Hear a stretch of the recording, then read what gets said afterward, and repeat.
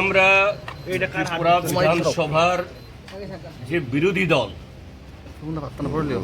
CPIM এর যে বিধায়করা আমরা আছি 10 জন, তার মধ্যে একজন নেই। 9 জন বিধায়ক আজকে আমরা এসেছি মাননীয় রাজ্যপালের সমীপে।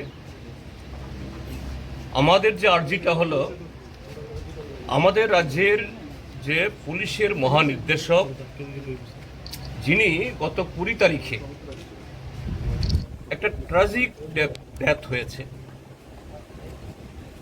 অত্যন্ত অস্বাভাবিক দুঃখজনক মৃত্যু হয়েছে। আমাদের রাজ্য সরকার এটাকে আত্মহত্যা বলে চালিয়ে দেওয়ার জন্য চেষ্টা করছে। সারা দেশের মানুষ, শুধু আমাদের রাজ্যের মানুষ না, এটা কেউ বিশ্বাস করতে পারছেন না। অনুরাগ ধানকরের মতো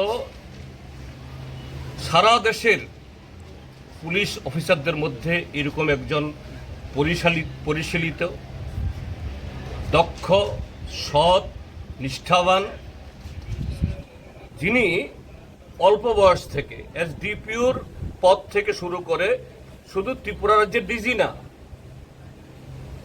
সিবিআই এবং আন্তর্জাতিক ডেপুটেশনেও দেশের সম্মানকে বহু উপরে তুলেছেন, রাজ্যকে তো তুলেছেনই। তার মতো একজন ব্যক্তি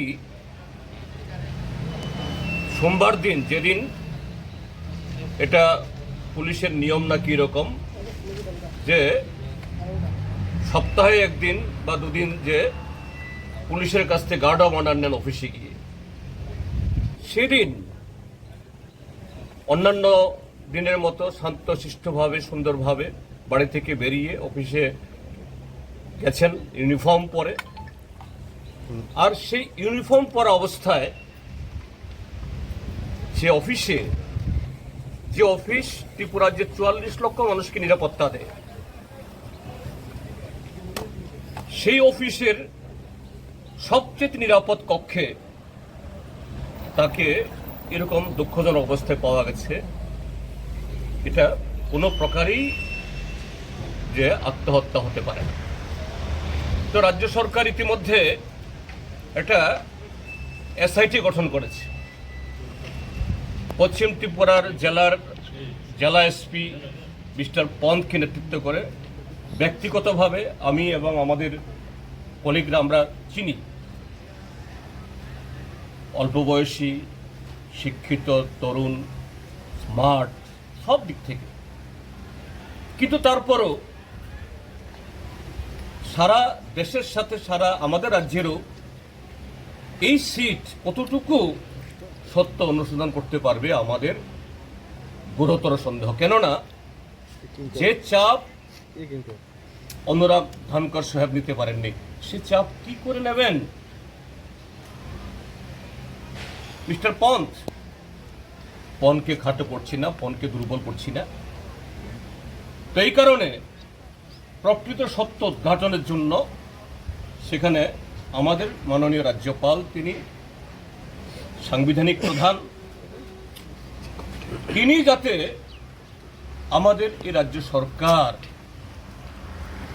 শুধু ধানকর সাহেবের মৃত্যু না, এরকম বহু ঘটনায় ইতিমধ্যেই এ রাজ্যের মাননীয় মুখ্যমন্ত্রী এবং তার নেতৃত্বে যে প্রশাসন চলছে এবং অল্প কজন কি পুলিশ অ্যাডমিনিস্ট্রেশন এবং সিভিল অ্যাডমিনিস্ট্রেশনে কিছু লোক তার দাঁয়ে বাঁয়ে super power, super DG, super chief secretary, super secretary হয়ে যারা তাকে মিসগাইড করছেন এবং সরকারের ভেতরে সিভিল অ্যাডমিনিস্ট্রেশন, পুলিশ অ্যাডমিনিস্ট্রেশনে বহু আরো যারা সৎ অফিসার, এদেরকে নানাভাবে হিউমিলিয়েট করছেন।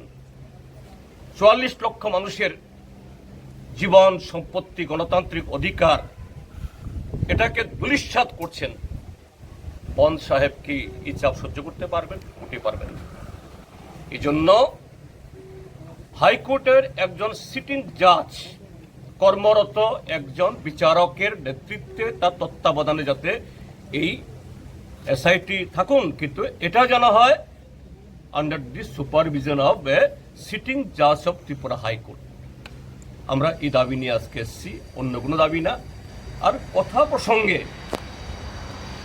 মাননীয় রাজ্যপাল মহোদয় জানতে চেষ্টা করেছে আমাদের কাছ থেকে যে এরকম যে কেন হলো, এরকম আপনাদের মনে কেন হতে হলো। বললাম, আমি কয়েকটা ঘটনা বললাম যে কীভাবে ত্রিপুরার এই অ্যাডমিনিস্ট্রেশন এ কতিপয় অফিসার যারা অধস্তন হয়েও, আবার কেউ কেউ বহু বছর আগে রিটায়ারমেন্টে গেছেন, 7 বার 8 বার করে তারা পুনর্নিয়োগ পেয়ে এত পাওয়ারফুল। কাজেই এর সম্পর্কে আপনি ব্যবস্থা গ্রহণ করুন, এতে আপনি রাজ্যপাল হিসাবে আপনারও সম্মানে, আপনার আস্তিনেও এই দাগ লাগাচ্ছে। এর থেকে যেন রক্ষা হয়, ত্রিপুরার মানুষ যাতে রক্ষা পায়, এটাই হলো আজকে এই প্রসঙ্গে বলতে এসেছি। আমাদের যে মেমোরেন্ডাম কপি আপনাদের সবাইকে দেব, নিয়ে যাব। পড়ালেখা বই পরিমা বাই সিমিয়া অমো কাইসা সামু টি এক্সপিরিয়েন্স বাই সেরংনানি সে এন কাইসা লেসন কনফিডেন্ট বিল খাইনা বাগৈ এন অবনো ফোরংজাগো চিনি বিনেকা ইনস্টিটিউট অফ হেলথ সায়েন্স